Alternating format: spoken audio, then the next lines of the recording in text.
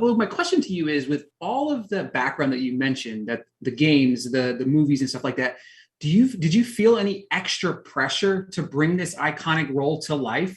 Thanks, Ricky. Appreciate the question. No, I haven't felt any extra pressure. What I've felt from the moment I was cast, is it's been very, very visceral to feel how much people care about this universe and how much people care about the character, how many strong feelings there are about Master Chief. And it's totally understandable when you realize that this is a character that for the past 20 some years, we've all been playing as when we play the game. There's a co-ownership we all have over the Chief because we all have our own version of the Chief. He's a symbol for all of us, right?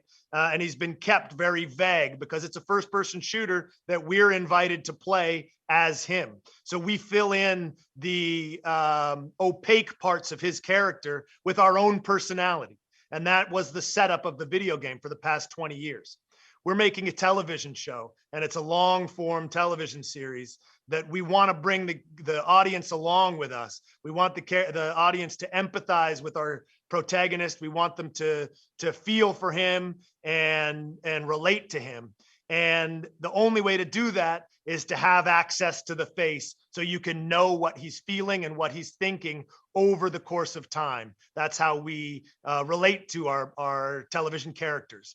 And so it felt obvious and necessary that was a step we were going to have to take and do it early to get the audience comfortable with it.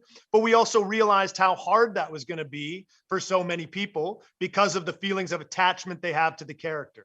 And that's all good and that's all great. And anybody, who is willing to take that journey with us and experience the character of the Chief in a different way than they've experienced it before, because you're no longer being asked to be a co-owner of the story. You're now being asked to put the remote down, sit back on the couch, and learn about the Chief as he learns about his own humanity over the course of the first season. If you're willing to come on that journey with us, I think it's going to be incredibly rewarding. If you're not, and you have an opinion that differs from that, I totally respect that opinion, and you don't have to. But, I think it's a world that's going to be very pleasing for Halo fans because it feels so familiar and it feels so much like the world that we all have come to love for so long.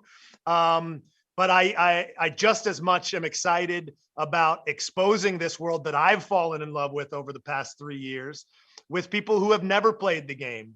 And to show them why we love it so much, why, the depth of this story and the amount of mythology and lore that has been established by some really creative and wonderful thinkers is such a wonderful place to be.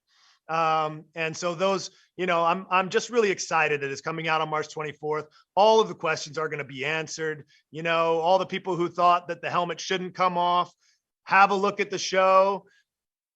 If you still feel that way, it's totally fine. You don't have to join us. But I think you'll see why the choice was made. And my great hope is that you'll join us for multiple seasons to tell a really, really amazing story that will only get deeper and more complex and more rich and more interesting as we go on. We've already been picked up for a second season. We have an amazing writer, David Weiner, who is attached to write the second season that brings immediately a level of depth and complexity and intelligence to the writing side that is going to be felt immediately for the second season. So I'm so thrilled to get back and start working on that. And I'm so thrilled for you all to see what we did in the first season.